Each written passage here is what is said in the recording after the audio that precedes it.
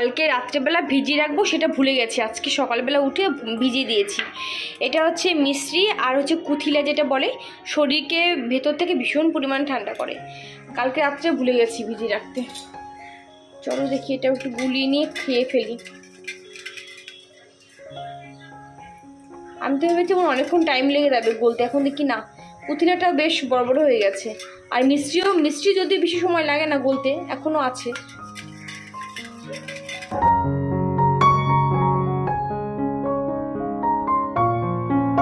Good morning happy home family, welcome back to our new fresh blog. কেমন আছো সবাই? আশা করছি সবাই ভালো আছো, সুস্থ আছো। সকাল সকাল এক গ্লাস এখানটা হচ্ছে মিষ্টি ভেজানো জল তোমাদেরকে দেখালাম। মিষ্টি ভিজিয়েছিলাম, সকালবেলা উঠে ভিজিয়েছিলাম। আর এর মধ্যে দেওয়া আছে কুথিলা, যেটা কিনা শরীরকে ভীষণ ঠান্ডা রাখে। তো যাই হোক, চলো এটা এখন খাওয়া যাক।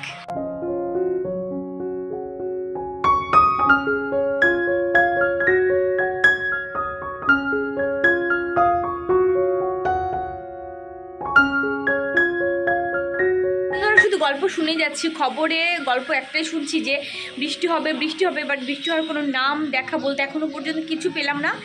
বিভৎস পরিমাণে গরম, মানে ঘেমে যাচ্ছে এত পরিমাণে। শরীর থেকে প্রচণ্ড পরিমাণে সোডিয়াম পটাশিয়াম আচ্ছা মতো বেরিয়ে যাচ্ছে ঘামের মাধ্যমে। প্রত্যেকে তোমার প্রচণ্ড পরিমাণে চিনি লবণের জল খাও, আর তার পাশাপাশি ওআরএসটাও খেতে পারো। আর অনেকের বাড়ির কাছে দোকান থাকে না, চাইলে হুট করে কিন্তু আনা যায় না ওআরএসটা।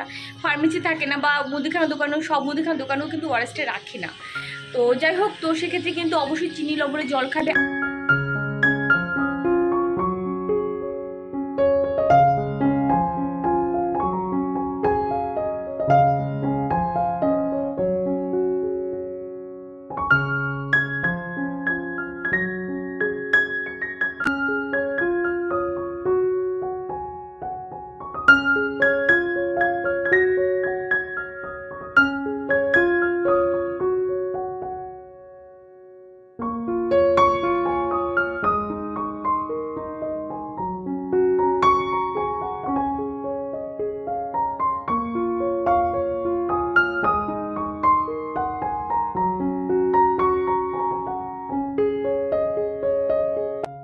বাড়ির সবার ব্রেকফাস্ট হচ্ছে ডিমের পোচ, তারপরে ডিম অমলেট দিয়ে রুটি, আর তার সাথে এই যে দিয়েছি কাবলি ছোলা একটুখানি। তো এটাও সকালবেলা ব্রেকফাস্টে লেগে যাবে।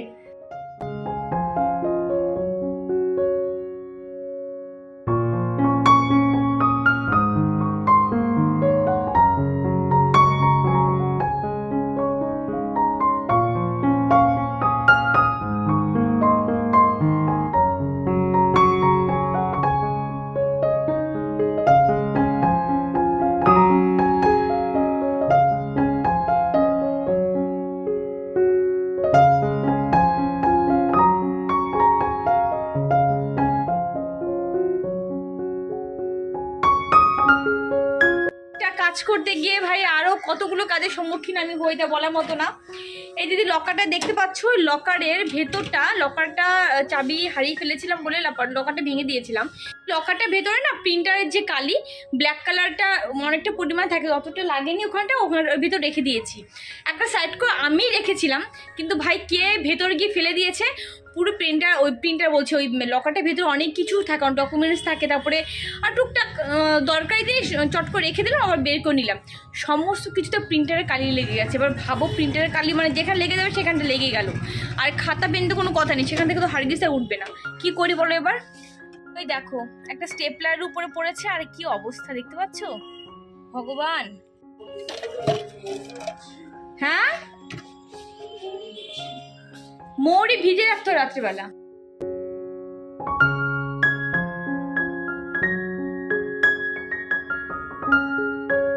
মাসির চা,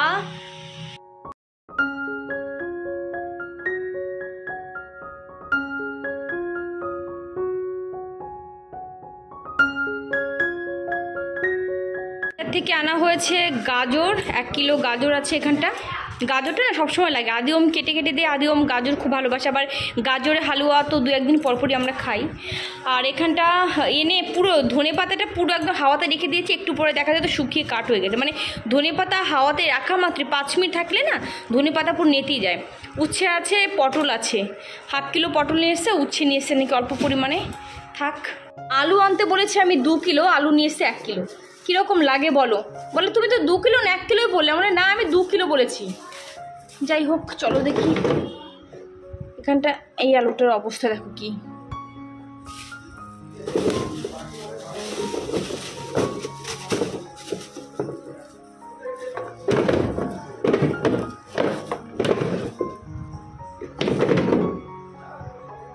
আর এখানটা নিয়ে এসে হচ্ছে এঁচোড়, কাঁঠালে এঁচোড়। আর এটা কেটে নিয়ে এসে, নর্মালি আমাদের এখানে না কেটেই দেয় এঁচোড়টা, খুব ভালো হয়। যদি ব্যাপারটা আগে ছিল না, আগে বাড়িতে এনে কাটতে হতো, বাট এখন কিন্তু দোকান থেকে কেটেই দেয়। আর কাঁঠালে এঁচোড়ে খুব একটা আমি ভক্ত না, অনেকে আছে খুব ভালো খাও, বাট আমি খুব একটা ভক্ত না। যাই হোক, চলো দেখি এঁচোড়টা করা যায় নাকি দেখি। নিয়ে এসছে এখানটা চিংড়ি মাছ, ফ্রিজে মাছ রয়েছে, দেখো এখানটা মাছ রয়েছে, এখানটা রুই মাছ রয়েছে। আমি বললাম আজকে মাছ নিয়ে, চিংড়ি মাছটা এনো না, কারণ ফ্রিজে ভর্তি মাছ, মাছ হচ্ছে মানে ইয়ে করা যাচ্ছে না, ডিপ ফ্রিজ পুরো ভর্তি হয়ে গেছে। তারপরে আবার চিংড়ি মাছটা নিয়ে এলো। চিংড়ি মাছ যদিও ফ্রিজে রয়েছে একটুখানি, সকালবেলা চা করেছিলাম, তোমাদের সঙ্গে শেয়ার করিনি। আর দেখো তার প্রমাণটা অবশ্যই তোমাদেরকে দেখিয়ে দিচ্ছি। দেখো এখানটা চা পড়েছে, এখানটা চা পড়েছে। এখন এগুলোকে আমাকে ভালো করে ক্লিন করতে হবে। সময় হয়ে গেছে জানো তো, তৎক্ষণাৎ যদি ক্লিন করা হয় তাহলে এতটা লেগে থাকে না। অনেকটা সময় অলরেডি হয়ে গেছে, এখন তুলতে গেলে একটু অসুবিধা হবে। যাক গিয়ে চলো দেখি।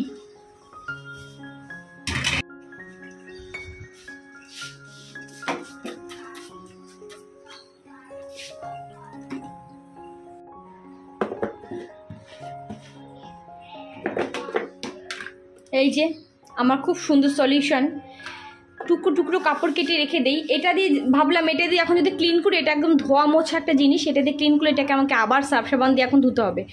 কী দরকার তার থেকে, এখান থেকে একটা টুকরো নিয়ে নেই, ব্যাস। হালকা দেখো কি সুন্দর করে উঠে গেল। এবার পুরো এই টুকরোটা ধরেই ফেলে দেবো, আর আমার দরকার নেই। এই টেকনিকগুলো কিন্তু অলরেডি আমি শেয়ার করে দিয়েছি মাল্টি ফ্লেভার চ্যানেলে। তোমরা যারা দেখোনি, প্লিজ তোমরা মাল্টি ফ্লেভার চ্যানেলটা কিন্তু একবার ভিজিট করো। দেখো পুরো ক্লিন হয়ে গেল। এবার এই টুকরোটা আমার দরকারই নেই রাখার আর, ঠিক আছে? তো এটা মুছে নিলাম, ব্যাস পুরো ওভেন একদম ক্লিন। এবার এই টুকরোটা ফেলে দেবো। কত টেকনিক্যালি কাজ করি দেখেছো? তারপরেও সারাদিন শুধু কাজ আর কাজ করে, যে কাজ আর শেষ হয় না। এক এক সময় মনে হয় কি আমি কাজ নিয়ে পুরো রচনা লিখবো। যাই হোক, দেখো এই যে আমি ছোট একটা কন্টেনার, একদম ছোট কন্টেনার নয়, যাই হোক এই কন্টেনারের মধ্যে আমি কাপড় টুকরোগুলো রেখে দিই। এত হেল্প হয় তোমাদেরকে কি বলবো। এগুলো দিয়ে যে কোনো ঘরে যে কোনো একটা জায়গা কোনো নোংরা হয় না, যে কাপড়টা আবার ইউজ করা যাবে না বা ঠিক না, তো সেই কারণে সেখানটা মুছে ফেলে দিতে পারো কাপড় টুকরো। আর এই ধরনের কাপড় ঘরে আমাদের কত থাকে, বাচ্চাদের জামা কাপড় ছেড়ে, আমাদের জামা কাপড় ছেড়ে একটু পুরানো হয়ে গেলে ফেলে দেয়। তো সেগুলো না ফেলে টুকরো টুকরো করে একটা কন্টেনারের মধ্যে রেখে দাও। কিচেনে হোক, বেডরুমে হোক, যেখানে হোক না কেন, ইউজ করতে খুব হেল্প হয়। ঘেমে পুরো জল। আমার হাজব্যান্ড বাজার থেকে আসলো, এই মাছ নিয়ে এসে তোমাদেরকে বললাম। আজকে ওকে বলেছি রুই মাছের ঝুরঝুরি একটা খেতে খুব ভালো লাগে, যেটা কিনা ও একদিন করে খাইয়েছিল আমাকে। তো আমি বলেছি তুমি সেটা করো, রুই মাছের ঝরঝর, মানে একদমই মানে ঝরঝর টাইপের হবে। আর তার সঙ্গে হবে কি বলবো এটাকে, মুসুরির ডাল। দেখেছো প্রেশার কুকারে এই যে মুসুরির ডাল দিয়ে রেখেছি, লবণ হলুদ দিয়ে রেখেছি, এইটা করবো। আর তার সাথে করবো পটল ভাজি। বলেছিলাম আম আনতে বাজার থেকে, বাট আম পাইনি সারা বাজার। এই সময় যদি আম না পাওয়া যায় কখন পাবে বলো? যাই হোক আম পাইনি, তাহলে আমি চাটনি কিংবা টক ডাল করতাম, ভেবেছিলাম টক ডাল করবো, তো যাই হোক হয়নি।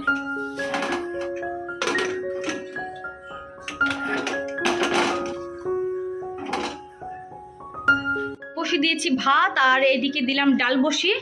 এবার এই যে মাছটার ঝুরঝুরি করবে আমার হাজবেন্ড, আর ডালটা তো দিকে হয়ে যাবে, আর পটল ভাজি করে নেবো। ও জাস্ট মাছের কি জানি না এটা অ্যাকচুয়ালি নামটা কি, মাছের ঝুরঝুরি নাম দিয়েছি আমি, রুই মাছে।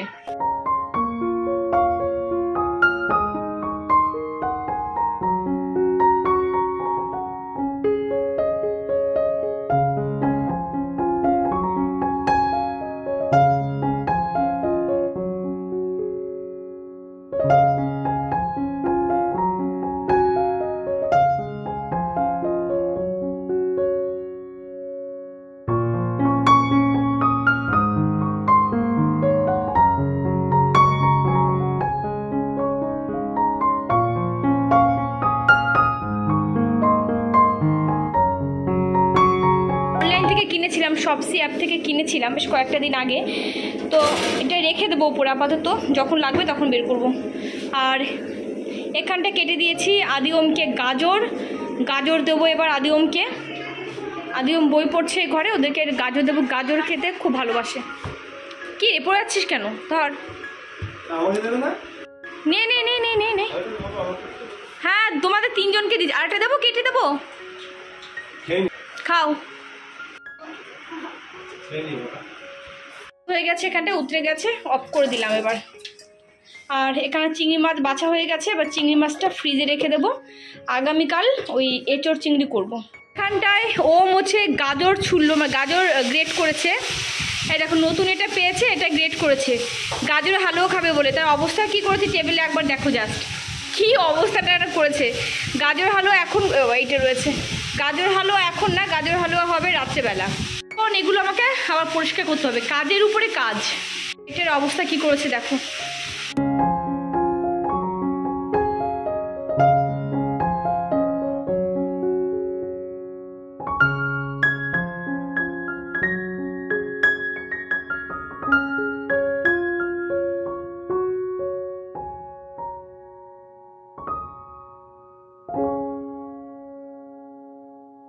এতক্ষণ বসে কিচেনে যুদ্ধ করে, মানে যুদ্ধ করার মতোই।